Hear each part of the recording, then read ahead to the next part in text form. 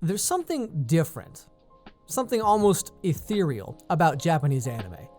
The way the characters look and move is certainly unique, but it's more than that.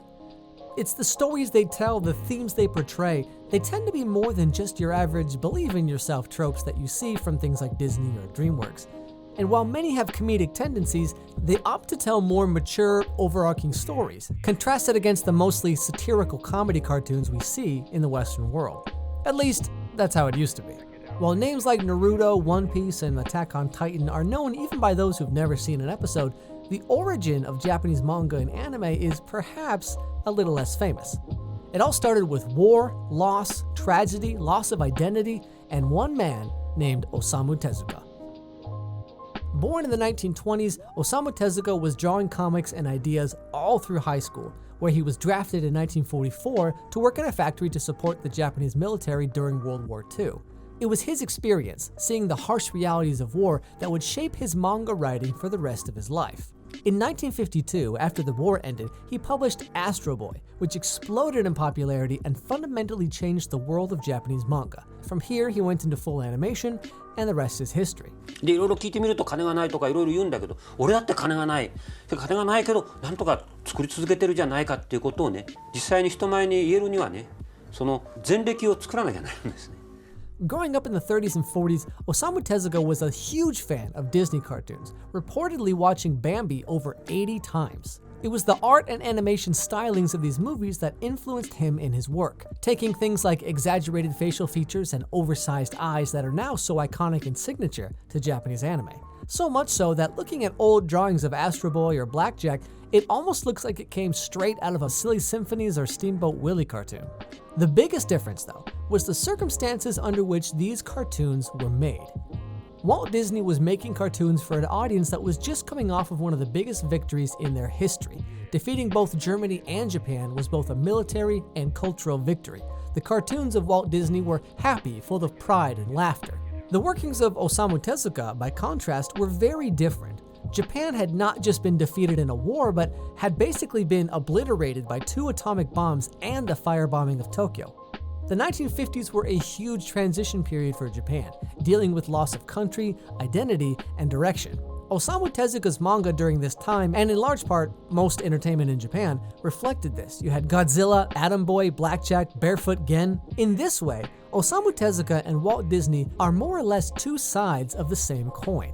While Disney cartoons were bright and colorful, full of life and music, Osamu Tezuka often lamented the war and its devastating effects on people and nature. Manga like Astro Boy was dark, full of themes of loss and sadness. This was how manga and Japanese anime came to be. It was to make something for the next generation, something to give hope to a country that, at the time, had very little left. The Disney-like art stylings were juxtaposed with mature themes of loss and regret, the hope for a better tomorrow. The manga and anime of Japan at the time didn't shy away from showing the world as it really was. Violence, corruption, death, these were all things that Japanese people were dealing with in the moment. And the works of artists like Osamu Tezuka reflected this. Now compare that to what we see coming out of Japan today, and hopefully you can spot the difference. In this way, anime and manga of today seem to have lost their way a bit. What started as a way to unite a defeated nation now seems to be more or less gliding on ever-depleting inertia, with no clear direction or purpose, just the desire to make more. テレビアニメの方はもちろんこれはどんどんなんか僕の意図と反して違う方向に行ってしまったし、劇場アニメもそうですね。肝心の実験アニメね、僕が一番最初に目指した実験アニメみたいなものもそれから作家が出てこないんですよ。確かにいろいろ若手の学校とかあるいはサークルでアニメ研究会みたいなものできてやってるんですけど、オリジナリティが全然なくて。Now, of course, bright colors and happy stories are important, and not everything needs to be based on darkness and depression, but from the looks of things, real substance seems to be a commodity that's getting rarer by the day. Interestingly, the old worlds of Walt Disney and Osamu Tezuka seem to have flipped in a way. While American cartoons used to be little more than fluffy, frivolous content, now they're sort of moving into more satirical social commentary, exploring the dark parts of society in our modern age, while Japanese manga and anime seem to have largely become trope-filled repeats without much substance to speak of whatsoever. Of course, in the end, everyone's in it to make money, and that's fine. But with thin, aimless anime like One Piece, Naruto, Bleach, and so on, continuing on for over a dozen years for really no reason whatsoever, the entire point of anime, the whole reason it came to be in the first place, seems to have been lost.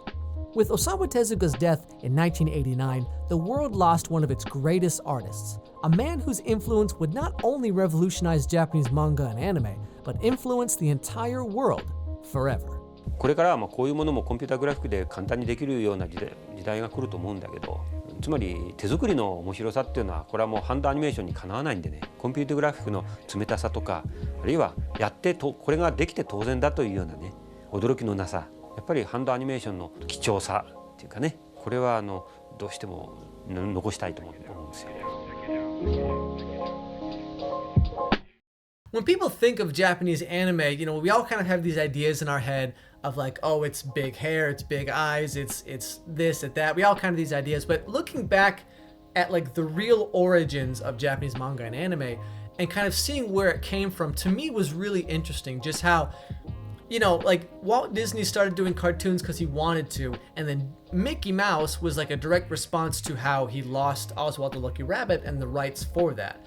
But then Japanese anime was born, well, Japanese manga and anime were born from this, post-World War II Japan where it was defeated, resources were scarce, like everything was just kind of rebuilding from zero. And so people like Osamu Tezuka and then people after him, it was more of like regaining identity. It was more about like, we need to rebuild this entire country that's existed for 2,000 years. And like, how do we do this and how do we figure it out? And so the origins of sort of where they came from are very different, even though, as I said in the video, Osamu Tezuka took direct influence from Disney in character design and sort of movements and gesticulations and things like that. And so just seeing how you can take something that looks and in many ways is very similar, but the origin and the intent of its creation can completely change the direction it goes. Now, in the video, I talked about how sort of modern day anime and manga now is very frivolous. It's very just make more just to make money. I mean, One Piece has been around since I was a kid. Naruto went on for a long time. Like all these anime go on for so long, they just kind of keep going to make more money. Now, making money is not a bad thing, but it's just looking at where anime came from and looking at kind of where it is now.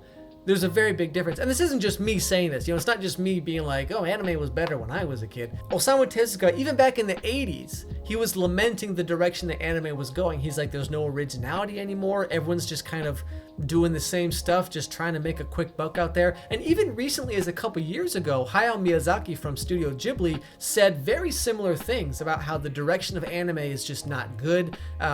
It's lost the spirit, it's lost the art, it's lost the soul. And so this isn't just me, making my opinion here. This is like very prominent figures of past and present sort of, Japanese cinema, Japanese manga and anime and movies, whatever. A lot of them say the same things, which is like, there's just no soul anymore.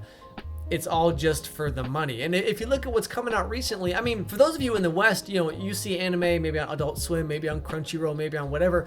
And a lot of that is very curated, right? It's very much about like someone found the best of the best and they brought it to you and you're like, wow, this is really great. As I mentioned in the video, American cartoons were very much about, they were either just kind of frivolous nothings or they were like sitcoms like the Jetsons or the Flintstones, whatever. And that kind of continued on. You get into the 60s and 70s when again it was just people were just trying to sell toys. It was just, you had your He-Mans, and going to the 80s you had your Transformers and you had all this stuff. Whereas in Japan during this time, you had Macross, you had Galaxy Express, you had Captain Harlock, you had like Golgo 13, you had these like really intense, like, what is the meaning of life? Do humans have a soul? Like, it was very intense stuff. But then we get to the 90s and things start to change a little bit. And that's the topic for next week's video. So please don't forget to subscribe. Please follow me on Twitter so you get all the new updates and everything like that. Because, YouTube doesn't really share videos anymore. And don't forget to come back next week for part 3 of this little series. So thank you so much, and I'll see you all next week.